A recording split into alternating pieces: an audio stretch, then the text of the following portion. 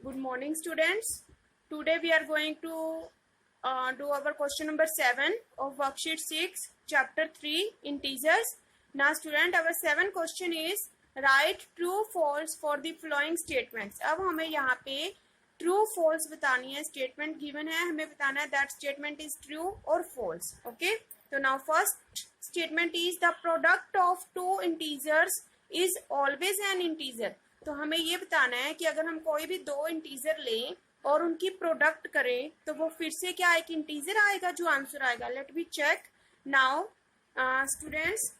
Suppose me I am taking here one integer 3 and second integer I am taking here 4. Now if we multiply both of them, 3 4 जा 12, तो 12 क्या है, 12 एक integer ही तो है.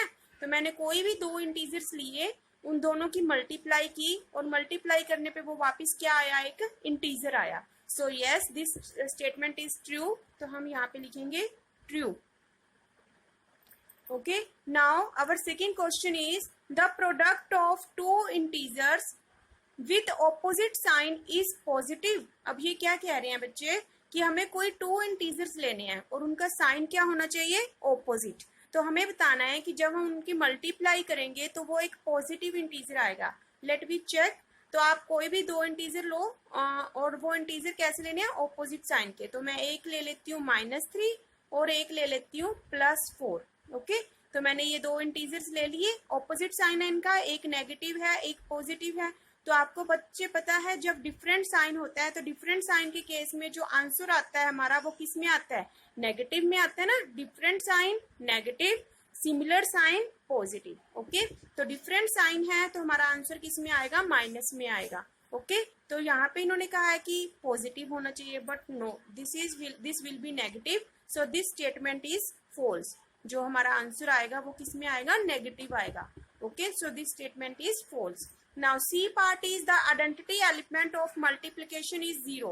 Identity element. ना बच्चे identity element क्या होता है कि अगर जैसे मैंने पीछे भी आपको बताया था, additive identity क्या होती है, 0 होती है कि इसको हम किसी नंबर में ऐड करें तो वो वापस वही नंबर आ जाता है. इसी तरह मल्टीप्लिकेटिव आइडेंटिटी का मतलब होता है कि अगर हम किसी भी इंटीजर को, सपोज करो कोई भी इंटीजर है तो उसे हम किससे मल्टीप्लाई करें कि वापिस वही नंबर आ जाए.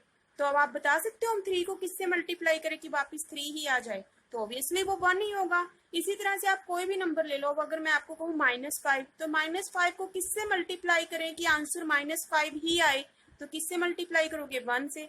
तो दैट मीन्स कोई ऐसा नंबर जिसको किसी भी इंटीजर से मल्टीप्लाई करे तो वही सेम इंटीजर आए, तो वो तो हमारे पास एक 1 ही एक ऐसा नंबर है जिससे जब हम किसी भी इंटीजर को मल्टीप्लाई करेंगे तो वही सेम आंसर आएगा. ओके. वही सेम इंटीजर आएगा. तो इन्होंने कहा था identity element of multiplication is 0, but no, 0 तो नहीं होता. आइडेंटिटी एलिमेंट क्या होता है, 1. तो हमेशा so this statement is false. तो आप बच्चे आप ये याद रखोगे कि एडिशन के केस में जो आइडेंटिटी एलिमेंट होता है वो होता है 0 और मल्टीप्लिकेशन के केस में जो आइडेंटिटी एलिमेंट होता है वो 1. Once again I am repeating, addition के केस में जो आइडेंटिटी एलिमेंट होता है वो होता है 0 और मल्टीप्लिकेशन के केस में आइडेंटिटी एलिमेंट क्या होता है, 1. Okay. Now D part of the two integer if 1 is negative the product must be negative. इन्होंने कहा है कि कोई भी टू इंटीजर्स हैं हमारे पास, अगर टू इंटीजर्स में से एक नेगेटिव हो, दोनों नहीं, एक नेगेटिव हो दूसरा मतलब कि पॉजिटिव होगा, एक नेगेटिव हो तो प्रोडक्ट नेगेटिव होगी. तो यस, अगर एक नेगेटिव इंटीजर लेंगे हम, एक पॉजिटिव लेंगे, डिफरेंट साइन है तो डिफरेंट साइन के केस में आंसर किस में आता है, नेगेटिव में आता है. तो सो this statement is true of the two integer if 1 is negative the product must be negative. तो जिनकी जो प्रोडक्ट आएगी वो किस में आएगी, नेगेटिव में आएगी. Yes, this statement is true. Okay. Now this was our true false. Now students, we are going to start our worksheet 7 of chapter 3. But before starting worksheet 7, we have to do some properties. जो worksheet 7 है वो हमारी division पे based है, तो हम यहाँ पे डिवीजन पे बेस्ड कुछ प्रॉपर्टीज पहले देखेंगे. तो हमारी फर्स्ट प्रॉपर्टी क्या है बच्चे, the quotient of two integers is not always an integers. अब आपको पता है कोशिएंट क्या होता है बच्चे. देखो जब हम डिवीजन करते हैं तो हमारे पास यहाँ पे जो होता है दैट इज डिवीजर, और यहाँ पे जो होता है दैट इज डिविडेंड, यहाँ पे जो होता है दैट इज कोशिएंट, और नीचे जो आता है दैट इज रिमाइंडर। ये तो आपको आई थिंक ध्यान होगा कि जो अंदर होता है डिविडेंड, जिससे हम डिवाइड करते हैं दैट इज डिवीजर, और जो हमारा आंसर आता है दैट इज कोशिएंट, और जो नीचे बचे आता है उसे हम क्या कहते हैं, रिमाइंडर। तो बच्चे अब आपको ये देखना है the quotient of two integers, कि अगर हम कोई भी दो इंटीजर्स लें तो जो उनका कोशिएंट आएगा, दो इंटीजर्स लें, उनको डिवाइड करें, और डिवाइड करने पे जो कोशिएंट आएगा वो क्या एक इंटीजर आएगा, ये जरूरी है? तो ये जरूरी नहीं है बच्चे कि वो डिवाइड, जैसे मैं एग्जांपल ले रही हूँ 6, मैंने एक इंटीजर लिया 6 और दूसरा इंटीजर लिया 2, ओके, तो 6 को 2 से डिवाइड करेंगे तो क्या आएगा, 3 आएगा। अभी आप अभी आप साइन को मत देखो बच्चे, जस्ट हमें डिवाइड करना है। 6 को अगर हम 2 से डिवाइड करें तो क्या आएगा, 3 आएगा। बट अगर मैं 6 को 4 से डिवाइड करूं, 6 को 4 से डिवाइड करना हो तो हम कैसे डिवाइड करेंगे, हम इसे कट करेंगे, 6 डिवाइड 4 कट करेंगे, क्या आएगा, 2 3 या 6, 2 2 या 4, तो ये प्रॉपर तो कट नहीं हो रहा है, तो ये 3 हमारा आंसर क्या आ गया, 3/2। तो 3/2 तो एक इंटीजर नहीं है ना, इंटीजर्स क्या होते हैं 0 1 2 3 -1 -2 -3 एंड सो ऑन, बट ये तो हमारा 3/2 आ गया, तो ये एक इंटीजर नहीं है।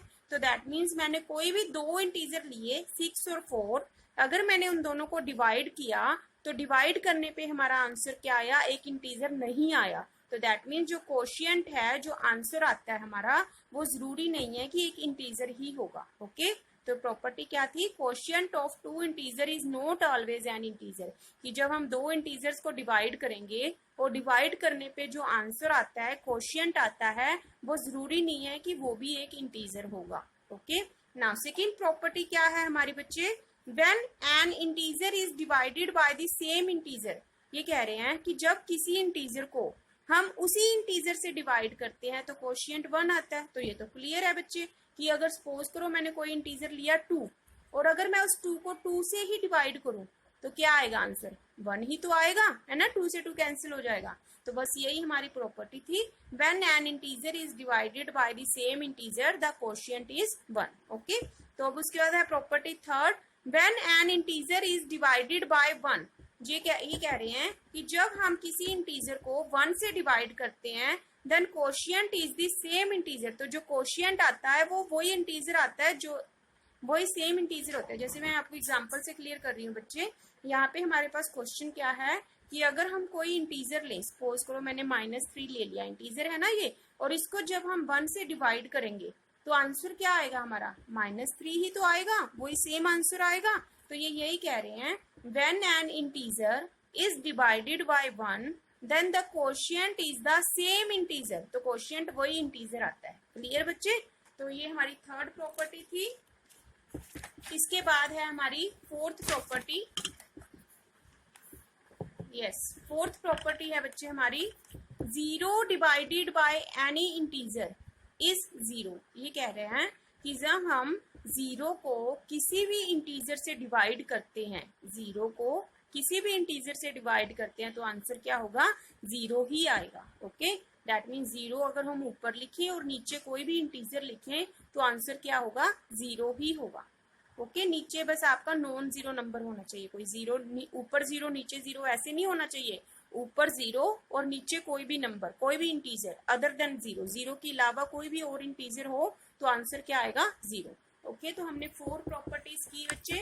फर्स्ट प्रॉपर्टी हमारी क्या थी कि जब हम दो इंटीजर को डिवाइड करते हैं तो जो आंसर आएगा जरूरी नहीं है कि वो एक इंटीजर ही होगा। सेकंड प्रॉपर्टी क्या थी बच्चे, जब हम किसी इंटीजर को उसी इंटीजर से डिवाइड कर देते हैं तो आंसर क्या आता है, 1 आता है। फिर थर्ड प्रॉपर्टी क्या थी बच्चे कि जब हम किसी भी इंटीजर को 1 से डिवाइड करते हैं, 1 से डिवाइड करते हैं तो हमारे पास क्या आता है, वही सेम इंटीजर आंसर आता है। फोर्थ प्रॉपर्टी क्या थी कि जब हम 0 को किसी भी इंटीजर से डिवाइड करते हैं तो आंसर क्या आता है, 0। Now students, we are going to start our worksheet 7। Our worksheet 7 is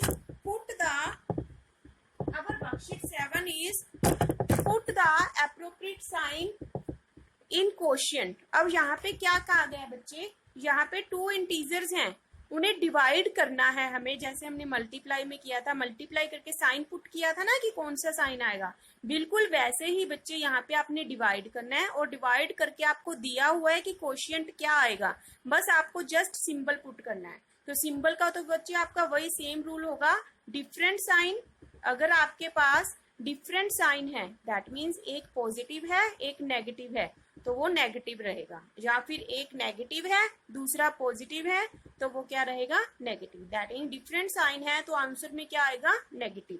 और अगर सिमिलर साइन है हमारे पास, सिमिलर साइन है बच्चे, दैट मीन्स दोनों साइन या तो माइनस के हैं या फिर दोनों साइन प्लस के हैं, तो उस केस में हमारा आंसर किस में आएगा, प्लस में आएगा। ओके बच्चे, तो यहाँ पे डिफरेंट साइन के केस में माइनस में और सिमिलर साइन के केस में किस में आएगा आंसर, प्लस में।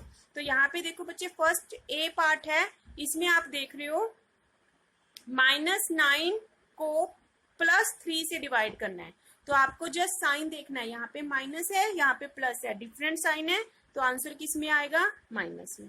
इसी तरह सेकंड पार्ट है आपका -30 को -10 से डिवाइड करना है आपको, तो यहाँ पे से देखो माइनस का साइन है और यहाँ पे भी क्या साइन है, माइनस, तो सिमिलर साइन है, सिमिलर साइन के केस में हमारा आंसर किस में आता है, प्लस में, सो +3। ओके, वंस मोर, यहाँ पे 16 को आपको किससे डिवाइड करना है, -4 से, तो 16 के आगे कोई साइन नहीं है तो दैट मीन्स ये प्लस का साइन है, और यहाँ पे क्या है, माइनस, एक प्लस का एक माइनस का डिफरेंट साइन, तो डिफरेंट साइन के केस में आंसर किस में आता है, नेगेटिव में, सो नेगेटिव।